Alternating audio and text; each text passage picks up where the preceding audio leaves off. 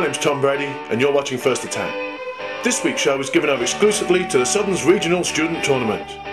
Enjoy!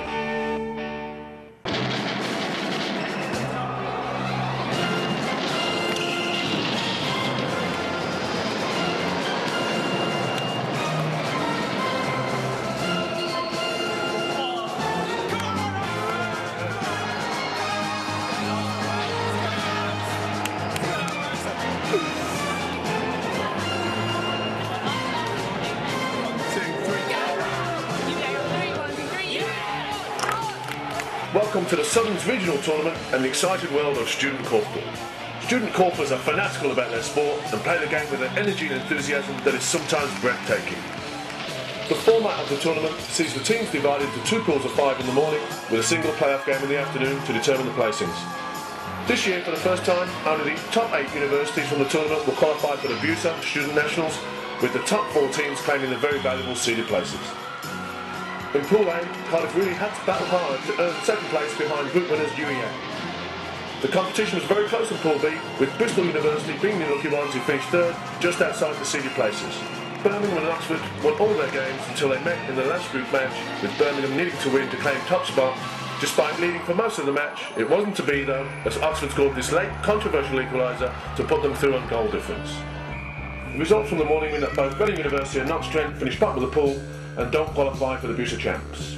The third fourth player would see Cardiff, coached by Terry Matthews, beating Birmingham for the third place. Yeah, we started off strong. We played our strongest team against Bristol because we knew that was going to be a crunch game. Because we thought, well, if we can get off to a really good start, then we've got Kent and Knox Trent later on, which we're hoping we could push through a little bit easier than Bristol, which we did. So we came through with Bristol, we won by 2 goals, and then next 2 games were a little bit easier, and then it came down to the Oxford game, which was a crunch one. So, you know, Birmingham needs to win that last game in order to go through, but we drew. Talk me through how you saw the game.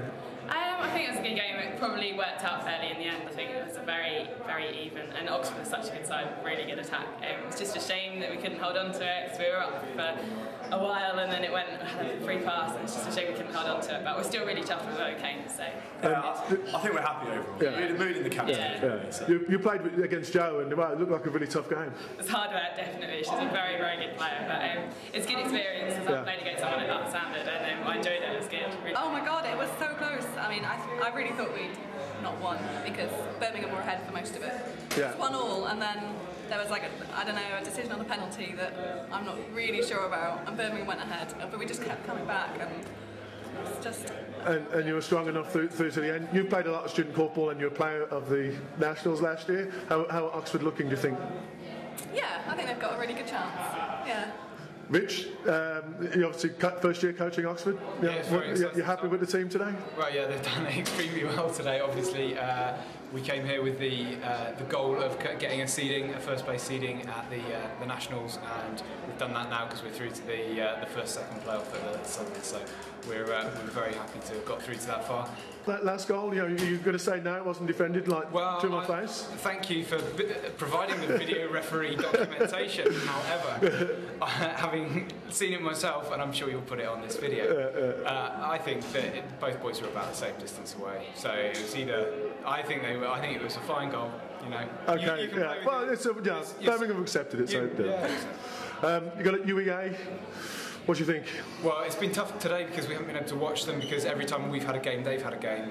However, I think my sources have informed me that we have a reasonably good chance. I think they're a similar team to Birmingham in their style. They can play strong front defence, and as long as we kind of keep our composure and dominate the game, I think we'll do well. Guys, good luck in the final, and I'll speak to you after the game. Thank you very much. Thanks, Tom. Bye-bye. And so here, for the benefit of my mate Rich, let's have a look at that last Oxford goal again.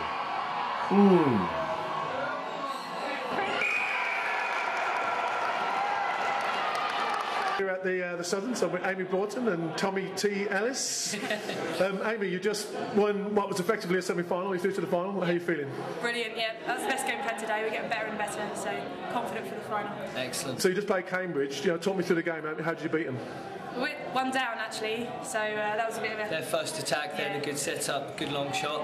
We got 1 back, then went 2-1 down, and then after that it was one-way traffic. Yeah, excellent. Yeah, we had a bit of a shaky point. It came back to 6-4. Long shooting helped. But yeah, we just pulled it away and won 9-4 in the end. So lots of good goals, good atmosphere on the pitch. Everyone wanted it. Tommy, are you happy with how the team have played today? Excellent, progressing the whole day through, and we're just getting better and better. It's final Goals time coming next. from everywhere. Yeah. I thought you looked good at last year's Nationals. Yes. Are you better this year, do you think? It's a new team, really. yeah, Not well, new players. So. Yeah. Definitely, well, we won it last year, and I think we're good to go again. Definitely. Amy, you played with Kingfishers. What's it like coming from that to play with in student I korfball? find this tougher than National League. It's so much more tight. Much more passionate, actually, I'd say. So. She loves it. Looks like you're playing Oxford in the final. How are you going to beat them, Tom?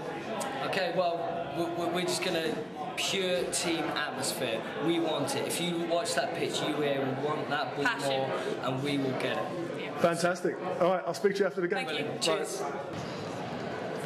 And so, on to the final, where last year's winners UEA must have been confident to be facing Oxford in a repeat of last year's match. The noise in the Hall reached fever pitch as both coaches whipped their players into a frenzy. Both teams started nervously, but eventually settled down to play some good korfball. Last year's male player of the Nationals, Martin Bell, looked especially dangerous. However, both teams struggled to show the consistency of performance that will be required if they are to have a chance against the favourite Sheffield when they all travel to Nottingham for the Nationals in March next year. Oxford led for most of the game, and despite UEA showing the passion that they promised, it never looked like it was going to be their day. In the most audacious goal I've seen in a long time, check out this assist from one side of the court, followed up by the same player to score on the other side of the court. Eventually, Hannah Tattersall from Oxford scored the winner, and it was UEA's turn to be disappointed whilst Oxford celebrated.